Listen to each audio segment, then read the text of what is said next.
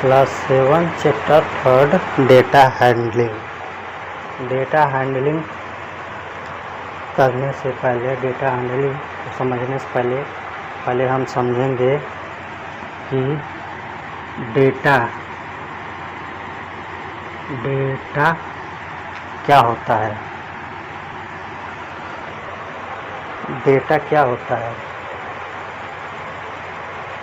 Data एक पूरी तरह एक आधा इन्फॉर्मेशन, आधा अधूरा इन्फॉर्मेशन होता है। डेटा क्या होता है? एक आधा अधूरा इन्फॉर्मेशन होता है। जैसे आप लोग को इजी लैंग्वेज में समझाया जाए, आप लोग छोटे क्लास में पढ़ रहे हैं और क्लास 7 मैथ में पढ़ रहे हैं, तो डेटा हैंडलिंग का, डेटा को समझने के लिए इसका प्रयोग कर सकते हैं। जैसे मान लीजिए आपकी क्लास में 10 बच्चे हैं, 1 2 3 4 5 6 7 8 9 10। आपकी क्लास में 10 बच्चे हैं, तो अगर एग्ज़ाम हुआ तो फर्स्ट ने पाया 50, फर्स्ट ने कितना पाया? 30 आउट ऑफ 50, मतलब 50 में से 30 पाया एक बच्चे ने। ये रैंक नहीं है, यह हमें 10 लड़कों का बताया है। बंद करो, आवाज़ आ रहा है। 10 लड़कों का हमने नंबर किया, रैंडम है। तो एक लड़के ने 50 में आउट ऑफ 30 पाया और एक 40 पाया आउट ऑफ 50, एक 25 पाया आउट ऑफ 50, एक 20 पाया आउट ऑफ 50, एक 20 पाया आउट ऑफ 50, एक 21 पाया आउट ऑफ 50, एक 17 पाया आउट ऑफ 50, एक 19 पाया आउट ऑफ 50, एक ने 21 पाया आउट ऑफ 50, एक 23 पाया आउट ऑफ 50।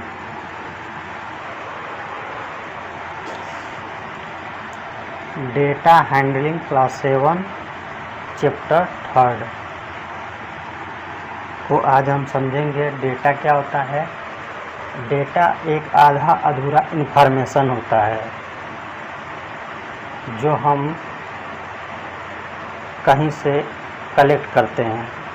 जैसे मान लीजिए आपके क्लास में 10 बच्चे हैं, उनका नाम रख देते हैं। एक बच्चे का नाम 1 है, एक बच्चे का नाम 2, एक बच्चे का नाम 3, 4 5 6 7 ऐसे 10 तक नाम है उनका। मतलब ये नाम है, जैसे आप नाम भी रख सकते हैं, मोहित, सोहित, राम, श्याम। उसको इजी करने के लिए हमने नंबर ही कर दिया है। तो हम इनको 1 2 जो लिखा हुआ है, ये इसको हम मान लेंगे, क्या मान लेंगे कि ये बच्चों का नाम है। तो यहाँ पर देखिए, एक लड़के ने 50 आउट ऑफ 30 पाया, मतलब 50 नंबर के एग्ज़ाम हुआ तो 50 में से 30 नंबर पाया। एक लड़का 50 में से 40 पाया, एक लड़का 50 में से 25 पाया, एक लड़का 50 में से 20 पाया, एक लड़का 50 में से 20 पाया, एक लड़का 50 में से 21 पाया, एक लड़का 50 में से 17 पाया, एक लड़का 50 में से 19 पाया, एक लड़का 50 में से 21 पाया, एक लड़का 50 में से 23 पाया। तो इस तरह से बच्चों ने पाया।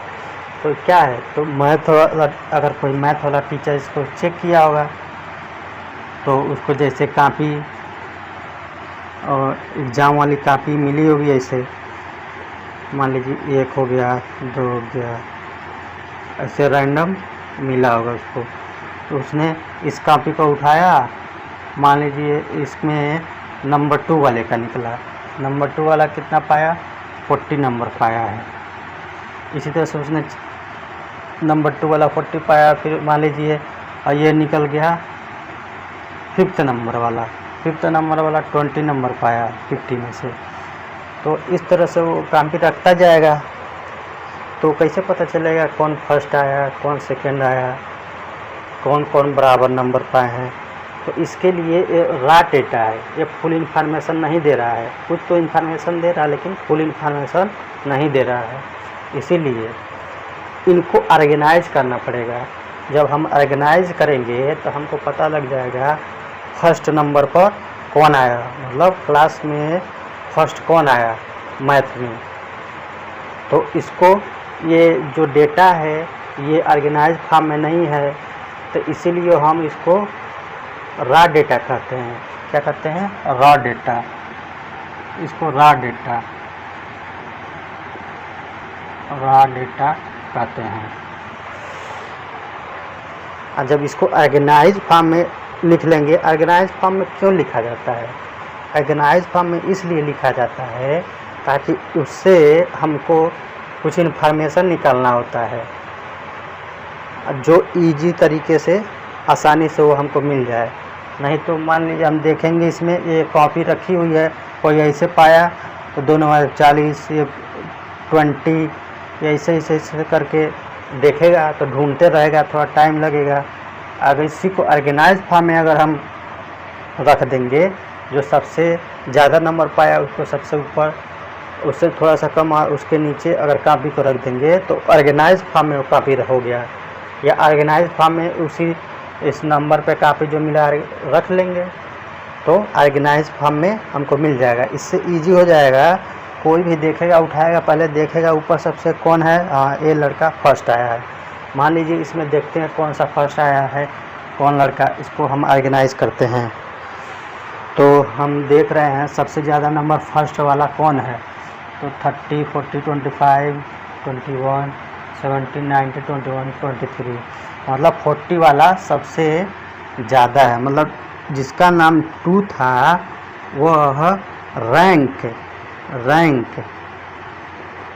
फर्स्ट पर आया। जिसका नाम 2 था उसका रैंक 40 पाया 50 में से, तो इसका रैंक फर्स्ट है, मतलब ये टॉप किया है मैथ में।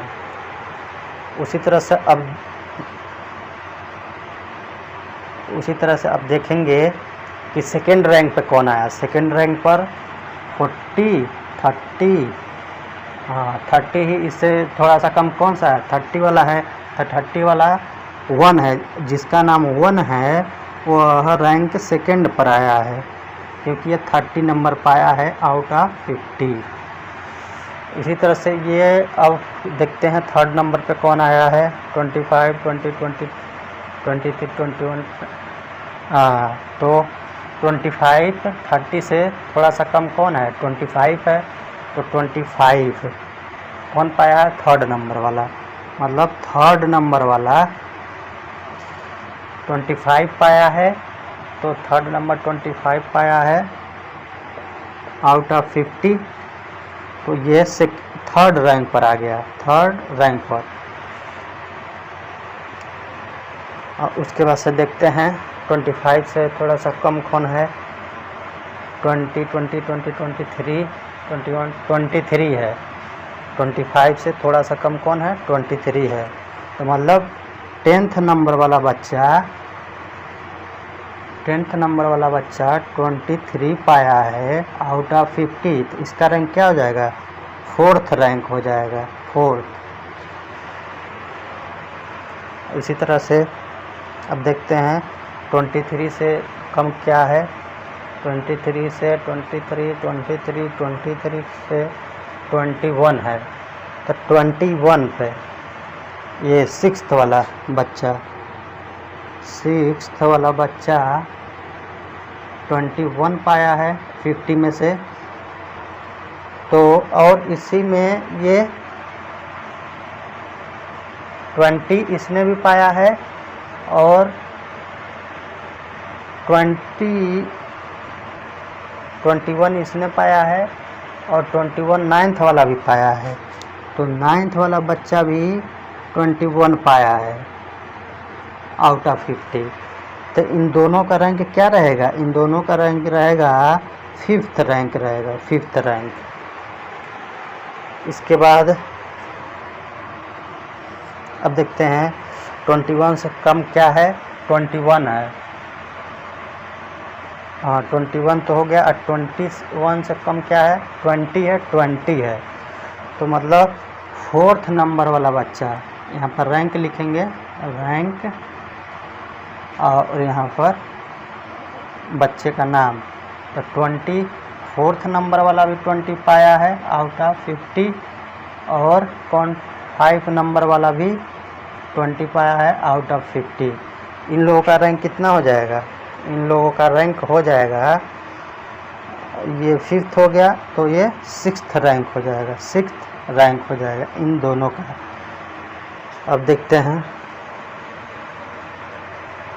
तो 20 और 20 से कम क्या है?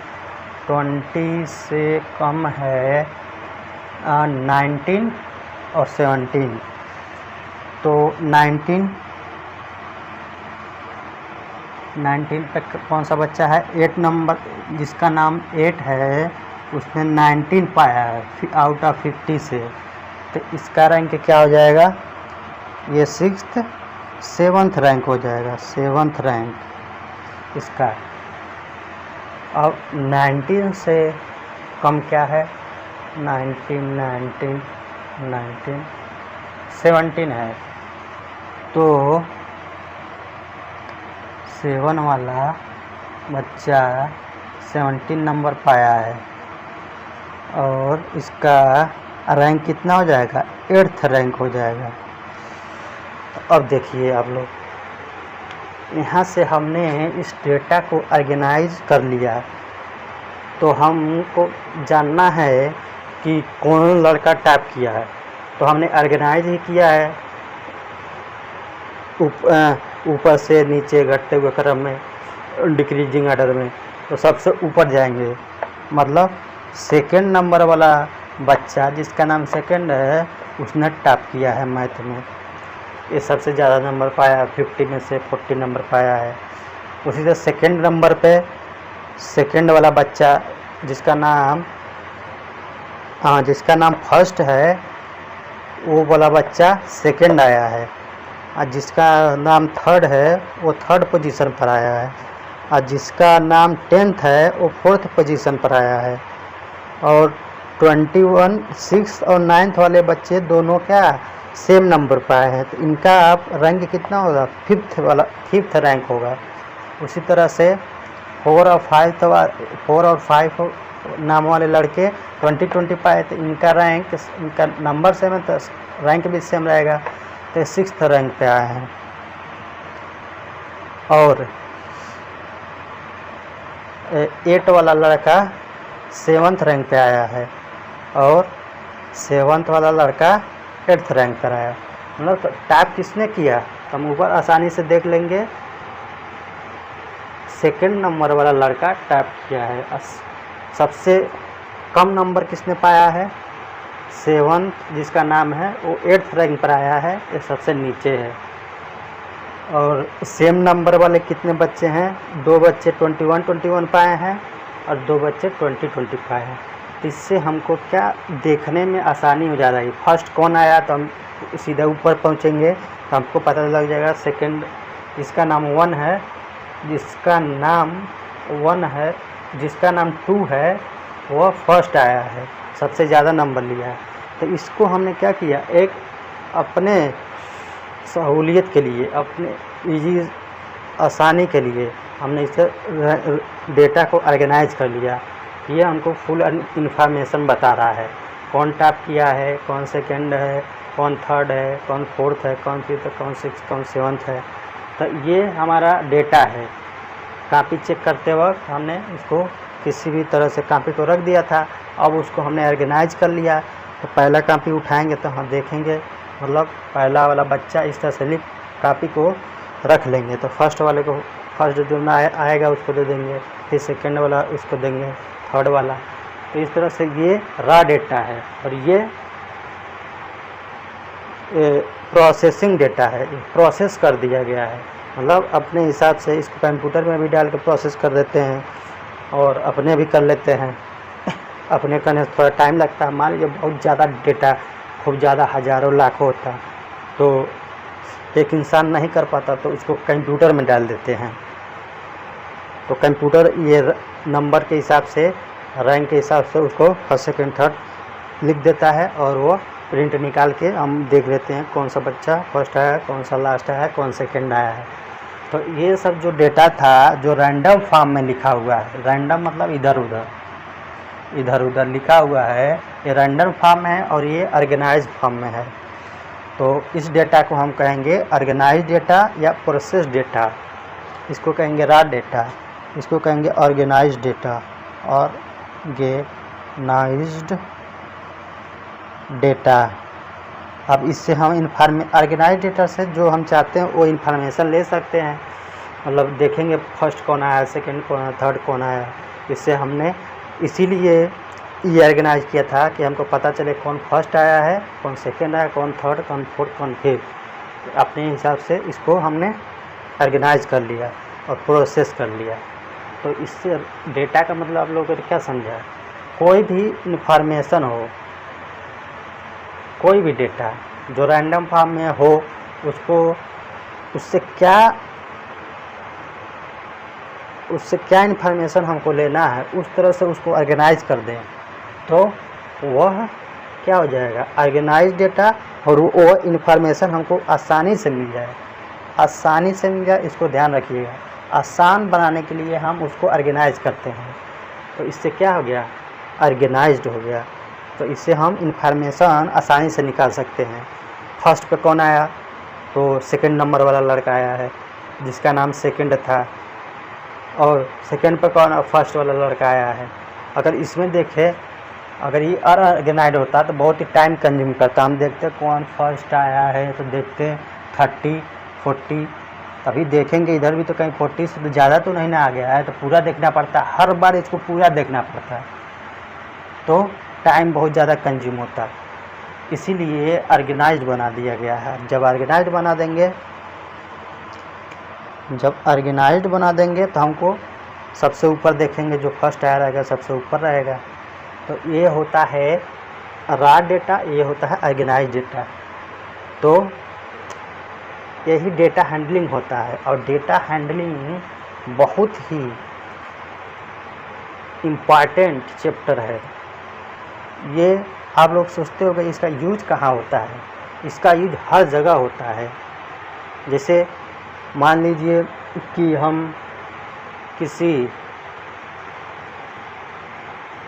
भी टॉपिक पे बात कर रहे हैं, तो उसको हम उसमें से अलग अलग डेटा, उस टॉपिक से अलग अलग डेटा अलग अलग जगह से लेके आएंगे, जो रॉ फॉर्म में रहेगा, उसके बाद से ऑर्गेनाइज करेंगे, तो उससे जो इन्फॉर्मेशन निकालना होगा निकल जाएगा। जैसे ये वाला एग्जांपल ये आप लोग देख ही लिए हैं, रॉ डेटा। और भी बहुत सारी कंपनियां होती हैं जो देखती हैं कि जैसे मोबाइल की कंपनी ले लीजिए, तो वो मोबाइल वाली कंपनी को डेटा रहता है हर मोबाइल का। जैसे उसने 50 मोबाइल बनाया है अलग अलग तरीके का, और उसका प्राइस रखा, तो देखा कि उसने कौन सा मोबाइल, उनका कौन से रेंज का, कितने पैसे वाला ज़्यादा बिक रहा है, कौन से पैसे वाला नहीं बिक रहा है। तो इससे ये पता चल जाएगा, मतलब इस रेंज में पैसे को, इतना पैसा, मतलब इतने 15,000 के करीब में, 10 से 15,000 के बीच में जो लेने वाला पॉपुलेशन है वो ज़्यादा है। मतलब उसका 10 से 15,000 जो मोबाइल था ज़्यादा बिका, मतलब ज़्यादातर इससे लोग मिडिल क्लास के हैं। 10 और 15 के बीच में ज़्यादा लोग मोबाइल खरीदे हैं, तो कंपनी क्या करेगी, 10 से 15,000 वाला मोबाइल ज़्यादा बनाएगी, ताकि उसको ज़्यादा से ज़्यादा प्रॉफिट हो सके। तो वो इसको कैसे पता चला, और 50 तरह का मोबाइल बनाई, देखेगी ये 20,000 के ऊपर कितना बिका, 20,000 के नीचे कितना बिका, 10,000 के 15,000 के नीचे कितना बिका, 10,000 के नीचे कितना बिका। तो उसको तो देखेगी, तो मतलब देखेगी 20,000 वाला बहुत कम बिका, 15 से 20 में थोड़ा उससे ज़्यादा बिका, और 10 से 15 के बीच में बहुत ज़्यादा बिका, और 10 के नीचे बहुत ही कम बिका। तो कंपनी क्या डिसीजन लेगी कि वो 10 से 15,000 वाला मोबाइल ही ज़्यादा बनाएगी। तो इस तरह से अभी बहुत सारे बहुत इस पर एक पूरा मैथ होता है, बुक होता है, आप लोग आगे चल के पढ़ेंगे तो समझ लीजिए पूरा ये जो कंट्री चलता है तो उसका कितने लोग गरीब हैं, कितने लोग अमीर हैं, कितने लोग बहुत ज़्यादा अमीर है, इसी तरह से डेटा कलेक्ट करके ऑर्गेनाइज करके इंफॉर्मेशन निकाला जाता है। तो इसका बहुत ही ये इंट्रोडक्शन पार्ट वीडियो था, और जो भी आप लोग को समझ में नहीं आया हो तो कमेंट कर दीजिएगा, ताकि उसको हम फिर से दोबारा उस पर वीडियो बना देंगे, जो भी आप लोग को कन्फ्यूज़न होगा। और चैनल को लाइक और सब्सक्राइब कर लीजिएगा और सपोर्ट करिए। अच्छे वीडियो हम आपके लिए लाते रहेंगे, रिसर्च करके लाएंगे, और बहुत ही बेसिक लैंग्वेज में आपको बहुत इजी लैंग्वेज में इजी एग्जांपल देकर समझाने की कोशिश करेंगे, ताकि आप लोग को कठिन न लगे। एकदम इजी बना दूँगा मैं। रेगुलर आप लोग हमारे चैनल पर बने रहेंगे तो आप लोग का मैथ समझ लीजिए एकदम टिप पर रहेगा, कभी किसी भी एग्ज़ाम में तैयारी करने की कोई ज़रूरत नहीं रहेगी। तो इसके साथ ही आज का सेशन ख़त्म करते हैं। प्लीज़ लाइक और शेयर सब्सक्राइब ज़रूर करिएगा, आप लोगों की सपोर्ट की बहुत ज़रूरत है। धन्यवाद।